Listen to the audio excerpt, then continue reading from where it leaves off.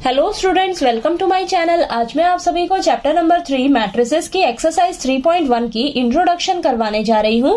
तो एक्सरसाइज 3.1 में जितने भी टॉपिक्स यूज होंगे वो हम इस वीडियो में करेंगे, ठीक है।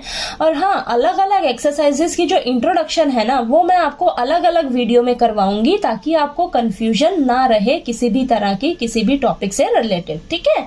तो चलिए सबसे पहले हम बात करते हैं कि मैट्रिक्स का क्या मतलब होता है, ठीक है। तो यहाँ पर मैंने डेफिनेशन लिखी है, a matrix is the rectangular arrangement of numbers और functions in rows and columns. तो मैट्रिक्स का मतलब होता है बेसिकली जब हम नंबर्स और फंक्शंस का रेक्टेंगुलर अरेंजमेंट करते हैं रोज और कॉलम्स की फॉर्म में, ठीक है। रोज और कॉलम्स की फॉर्म में जब हम नंबर्स या फंक्शंस का रेक्टेंगुलर अरेंजमेंट करते हैं तो उसे हम क्या बोलते हैं, मैट्रिक्स कहते हैं, ठीक है। और ये जो नंबर्स और फंक्शंस होते हैं ना, उन्हें हम क्या बोलते हैं, एलिमेंट्स कहते हैं। एलिमेंट्स कहते हैं या एंट्रीज कहते हैं, ठीक है। मैट्रिक्स के एलिमेंट्स कहते हैं या एंट्रीज कहते हैं, ठीक है, नंबर और फंक्शंस को।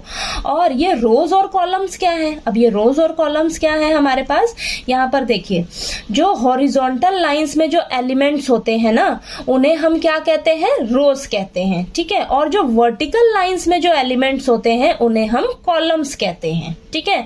रोज कैसे आपकी, देखिए ये आपकी हॉरिजॉन्टल लाइंस है, ये जो लेटी हुई लाइंस है ना, ये आपकी हॉरिजॉन्टल लाइंस है। तो हॉरिजॉन्टल लाइंस में जो एलिमेंट्स होंगे ना, उन्हें हम क्या बोलेंगे, रोज बोलेंगे, ठीक है। और ऐसे जो खड़ी हुई लाइन होंगी, ये कौन सी लाइंस होती है हमारी, वर्टिकल लाइंस होती है ना। तो वर्टिकल लाइंस में जो आपके एलिमेंट्स होंगे उन्हें हम क्या बोलेंगे, कॉलम्स कहेंगे, ठीक है। तो चलिए नेक्स्ट पेज पे मैं आपको एग्जांपल्स लेकर समझाती हूँ मैट्रिक्स के, तब आपको मैट्रिक्स का मीनिंग जो है वो और अच्छे से क्लियर हो जाएगा, ठीक है।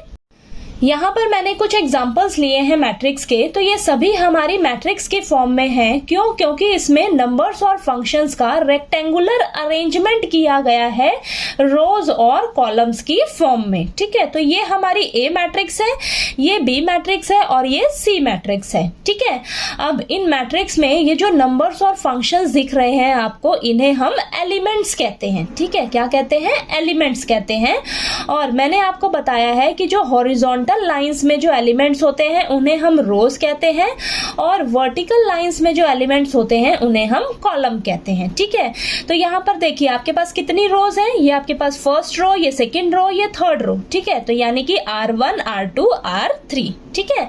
अब कितनी कॉलम्स है आपके पास, देखिए ये फर्स्ट कॉलम और ये सेकंड कॉलम, ठीक है। तो नाम दे दीजिए, ये C1 और ये C2, यानी कि कॉलम 1, कॉलम 2, ठीक है। अब बी मैट्रिक्स में देखिए आपके पास कितनी रोज है, ये आपकी first row, second row, third row, ठीक है। तो ये R1, R2, R3, ठीक है। अब कितनी कॉलम है, ये फर्स्ट कॉलम, ये सेकंड कॉलम और ये थर्ड कॉलम, ठीक है। तो ये नाम दे दीजिए C1, C2, C3, ठीक है। अब सी मैट्रिक्स में देखिए कितनी रोज है और कितनी कॉलम्स है, ये फर्स्ट रो और ये सेकंड रो, ठीक है। तो ये R1, R2, कितनी कॉलम्स है आपके पास, देखिए first column, second column, third column, ठीक है, यानी कि 3 कॉलम्स है। तो ये C1 हो जाएगा, ये C2 और ये C3, ठीक है। तो यहाँ पर मैंने लिखा हुआ है, देखिए ए मैट्रिक्स में आपके पास 3 रोज है और 2 कॉलम्स है, ठीक है। 3 रोज है ना, 1 2 3, ठीक है। तो यानी कि ये 3 रोज है और ये कॉलम कितने हैं, 1 2, तो 3 रोज है और 2 कॉलम्स हैं। अब बी मैट्रिक्स में 3 रोज है और 3 कॉलम्स हैं, ठीक है। और सी मैट्रिक्स में 2 रोज है और 3 कॉलम्स हैं, ठीक है। इतना क्लियर हुआ? तो मैट्रिक्स का मीनिंग आपको अच्छे से समझ आ गया होगा और ये एग्जाम्पल भी आपको अच्छे से क्लियर हो गया होगा, ठीक है। तो चलिए अगले टॉपिक इसके कवर करते हैं। नेक्स्ट टॉपिक है हमारे पास ऑर्डर ऑफ अ मैट्रिक्स। अब किसी भी मैट्रिक्स का अगर हमें ऑर्डर लिखना हो तो वो कैसे लिखेंगे, ध्यान से समझिए। A matrix having m rows and n columns is called a matrix of order m by n और simply m by n matrix, ठीक है। तो किसी भी मैट्रिक्स में अगर m रोज हो और n कॉलम्स हो तो उस मैट्रिक्स का ऑर्डर क्या हो जाएगा, m by n, ठीक है। यानी कि m क्या है आपके पास, नंबर ऑफ रोज, और n क्या है, नंबर ऑफ ऑफ कॉलम। ठीक है, तो यहाँ पर मैंने जो ये एग्जाम्पल लिए थे ए मैट्रिक्स, बी मैट्रिक्स और ये सी मैट्रिक्स। ठीक है, तो अगर हमें इनका ऑर्डर लिखना हो तो इनका ऑर्डर क्या हो जाएगा, देखिए ए मैट्रिक्स में नंबर ऑफ रोज कितनी है, 3 रोज है और 2 कॉलम्स हैं। ठीक है, तो ए मैट्रिक्स का ऑर्डर हो जाएगा 3/2। ठीक है, यानी कि नंबर ऑफ रोज और ये नंबर ऑफ कॉलम्स। ठीक है, तो अब देखिए बी मैट्रिक्स में कितनी रोज हैं और कितनी कॉलम्स हैं, 3 रोज हैं और 3 कॉलम्स हैं। ठीक है, तो इसका ऑर्डर क्या हो जाएगा, 3/3। ठीक है, अब इस सी मैट्रिक्स में कितनी रोज हैं, 2 रोज हैं और 3 कॉलम्स हैं। ठीक है, तो सी मैट्रिक्स का ऑर्डर क्या हो जाएगा, 2/3।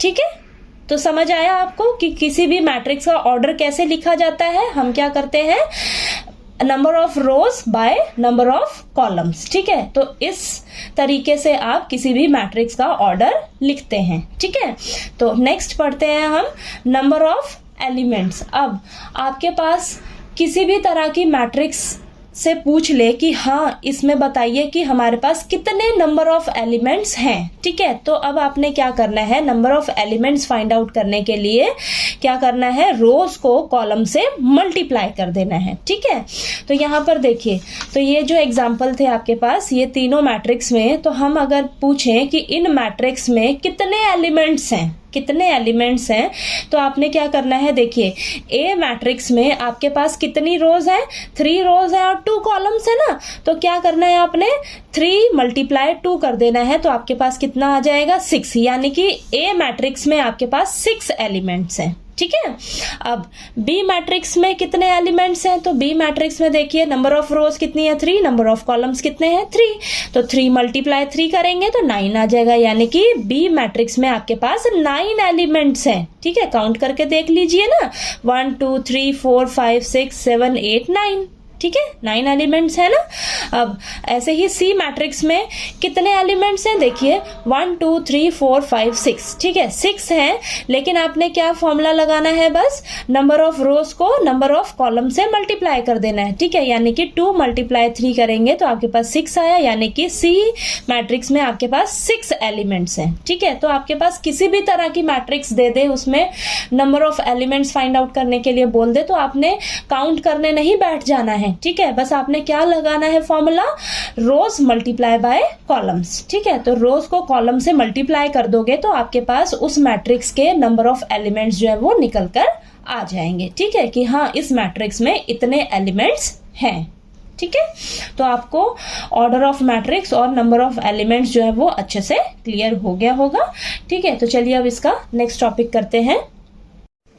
अब नेक्स्ट टॉपिक हम समझते हैं नेम ऑफ द एलिमेंट्स। तो हमारे पास जो मैट्रिक्स होती हैं उनमें जो एलिमेंट्स होते हैं ना, उन एलिमेंट्स की पोजीशन क्या है वो हम यहाँ पर समझेंगे। ठीक है, तो यहाँ पर मैंने मैट्रिक्स ली है 3/2 की, इसमें हमारे पास टोटल 6 एलिमेंट्स हैं। ठीक है, अब कौन सा एलिमेंट कौन सी पोजीशन पर है उसके लिए हमारे पास होता है Aij।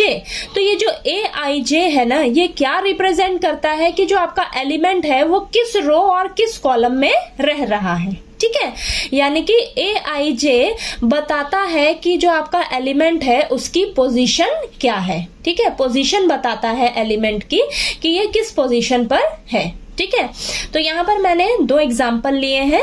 ठीक है, इन दोनों मैट्रिक्स की मैं आपको नेमिंग करके बताती हूँ, तब आपको अच्छे से क्लियर हो जाएगा। ठीक है, तो ये मैंने ए मैट्रिक्स यही ली है 3/2 की, इसमें ये जो 6 एलिमेंट्स हैं इनकी नेमिंग करके बताती हूँ। ये जो फर्स्ट एलिमेंट है आपके पास क्या है, -2। ठीक है, अब -2 का नाम मैंने A11 कैसे दिया है, देखिए अब ये -2 जो है किस रो में रहता है, फर्स्ट रो में रहता है और फर्स्ट कॉलम में रहता है। ठीक है, तो इसका नाम क्या हो जाएगा, A11।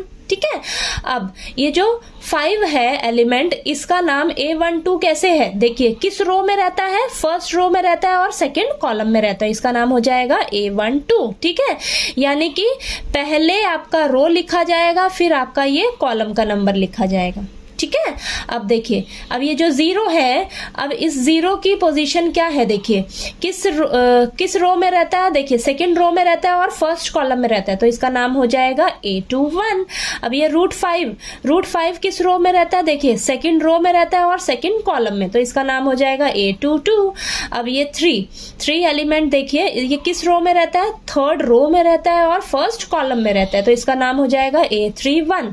अब इस 6 को देखते हैं, 6 जो है वो थर्ड रो में रहता है और सेकंड कॉलम में रहता है, तो इसका नाम हो जाएगा A32। ठीक है, क्लियर हुआ। अब चलिए नेक्स्ट एग्जांपल देखते हैं। ये मैंने बी मैट्रिक्स ली है 3x3 की, तो इसमें टोटल एलिमेंट्स है हमारे पास 9। ठीक है, 9 एलिमेंट्स है। अब ये जो 2 + i है, इसकी पोजीशन क्या है, इसका नाम कैसे A11 लिखा है, देखिए ये कौन सी रो में रहता है, फर्स्ट रो में रह रहा है और फर्स्ट कॉलम में रह रहा है, इसलिए इसका नाम हो जाएगा A11। बीच में से कुछ भी ले लीजिए, देखिए -1 अगर देखें, -1 का नाम देखते हैं क्या होगा हमारे पास, देखिए ये सेकंड रो में रहता है और ये सेकंड कॉलम में रह रहा है, तो इसका नाम हो जाएगा A22। ठीक है, अब आपसे क्वेश्चन में ऐसे पूछ सकते हैं कि हमें बताइए A13 में कौन सा एलिमेंट है। ठीक है, A13 पोजीशन पर कौन सा एलिमेंट रह रहा है। ठीक है, तो आपके दिमाग में क्लिक हो जाना चाहिए, 1 से आपको पता रहना चाहिए कि फर्स्ट रो हमारी देखनी है मैंने और थर्ड कॉलम देखना है। ठीक है, तो फर्स्ट रो देखना है आपने और थर्ड कॉलम देखना है, तो फर्स्ट रो थर्ड कॉलम, तो ये वाला आपका एलिमेंट है। ठीक है, यानी कि A13 पोजीशन पर आपका -1/2 एलिमेंट है। ठीक है, अगर आपसे पूछ ले A31 पे बताइए आपके पास कौन सा एलिमेंट है। ठीक है, तो आप कैसे दिमाग में आपके क्लिक हो जाना चाहिए, A31, तो 3 से मतलब है आपका थर्ड रो और 1 से फर्स्ट कॉलम, तो थर्ड रो फर्स्ट कॉलम, तो ये देखिए 1 2 3 थर्ड रो फर्स्ट कॉलम, तो ये आपका एलिमेंट हो जाएगा √3। तो इस तरीके से आपसे क्वेश्चन में कोई सा भी एलिमेंट पूछ सकते हैं कि हमें बताइए इस पोजीशन पर कौन सा एलिमेंट रह रहा है। ठीक है, तो आपको ये जो टॉपिक है नेम ऑफ द एलिमेंट्स अच्छे से क्लियर हो गया होगा। ठीक है, कोई डाउट आए तो प्लीज आप मेरे से पूछिएगा। ठीक है, तो चलिए नेक्स्ट टॉपिक हम नेक्स्ट पेज पे करते हैं। नेक्स्ट टॉपिक है हमारे पास टाइप्स ऑफ मैट्रिसेस। अब मैट्रिसेस कितनी तरह की होती हैं वो हम पढ़ेंगे। ठीक है, तो फर्स्ट है हमारे पास कॉलम मैट्रिक्स।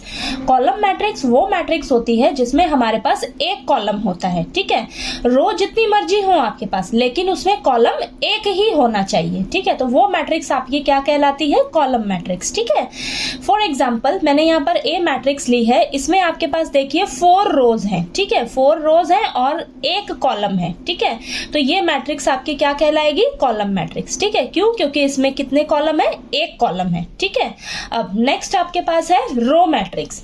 रो मैट्रिक्स वो मैट्रिक्स होती है जिसमें आपके पास 1 रो यानी कि एक रो होती है। ठीक है, कॉलम जितनी मर्जी हो लेकिन आपके पास रो कितनी होनी चाहिए, एक रो होनी चाहिए। ठीक है, तो यहाँ पर मैंने देखिए एग्जांपल लिया है, आपके पास बी मैट्रिक्स है, आपके पास देखिए रो कितनी है, एक रो है, कॉलम कितने हैं 1 2 3 4, कॉलम जितने मर्जी रहें उससे कोई फर्क नहीं पड़ेगा, आपके पास रो सिर्फ कितनी होनी चाहिए, एक रो होनी चाहिए। ठीक है, तो वो मैट्रिक्स आपकी क्या कहलाएगी, रो मैट्रिक्स। ठीक है, नेक्स्ट है हमारे पास स्क्वायर मैट्रिक्स। स्क्वायर मैट्रिक्स वो मैट्रिक्स होती हैं जिनमें नंबर ऑफ रोज और नंबर ऑफ कॉलम्स जो होते हैं वो इक्वल होते हैं, यानी कि जितनी रोज होंगी उतने ही कॉलम होंगे। ठीक है, तो यहाँ पर एग्जांपल लिया है मैंने, देखिए ए मैट्रिक्स में आपके पास देखिए रो कितनी है 1 2 3, 3 रोज हैं और कॉलम कितने हैं 1 2 3, 3 ही रोज हैं और 3 ही कॉलम्स हैं। ठीक है, तो नंबर ऑफ रोज जो है वो नंबर ऑफ कॉलम्स के इक्वल होंगे, तो अब वो मैट्रिक्स आपकी क्या कहलाएगी, स्क्वायर मैट्रिक्स। ठीक है, नेक्स्ट मैट्रिक्स है हमारे पास डायगोनल मैट्रिक्स। तो आपकी जो स्क्वायर मैट्रिक्स है ना वो डायगोनल मैट्रिक्स कहलाएगी जब उसमें जो नॉन डायगोनल एलिमेंट्स है ना वो क्या हो, 0 हो। ठीक है, तो एग्जांपल से समझिए, ये स्क्वायर मैट्रिक्स है आपकी। ठीक है, अब इसमें ये टॉप से बॉटम तक ये जो एलिमेंट्स हैं ये आपके क्या है, डायगोनल एलिमेंट्स हैं। ठीक है, इसमें देखिए ये आपके डायगोनल एलिमेंट्स हैं, तो डायगोनल एलिमेंट्स आपके 0 नहीं होने चाहिए। इसके अलावा जो एलिमेंट्स है ना इन्हें क्या हम बोलते हैं, नॉन डायगोनल एलिमेंट्स बोलते हैं। ठीक है, तो जब आपके नॉन डायगोनल एलिमेंट्स 0 होंगे तो वो स्क्वायर मैट्रिक्स आपकी क्या कहलाएगी, डायगोनल मैट्रिक्स कहलाएगी। ठीक है, अब नेक्स्ट है हमारे पास स्केलर मैट्रिक्स। ठीक है, अब जो डायगोनल मैट्रिक्स होती है ना वो आपकी स्केलर मैट्रिक्स कहलाएगी जब उसमें जो डायगोनल एलिमेंट्स है ना वो क्या हो, इक्वल हो। ठीक है, देखिए एग्जांपल से समझिए, इसमें ये आपके क्या होते हैं, डायगोनल एलिमेंट्स होते हैं ना। तो डायगोनल एलिमेंट्स जब आपके सेम होंगे इक्वल होंगे ना, तो वो मैट्रिक्स आपकी क्या कहलाएगी, स्केलर मैट्रिक्स कहलाएगी। ठीक है, नेक्स्ट है हमारे पास आइडेंटिटी मैट्रिक्स।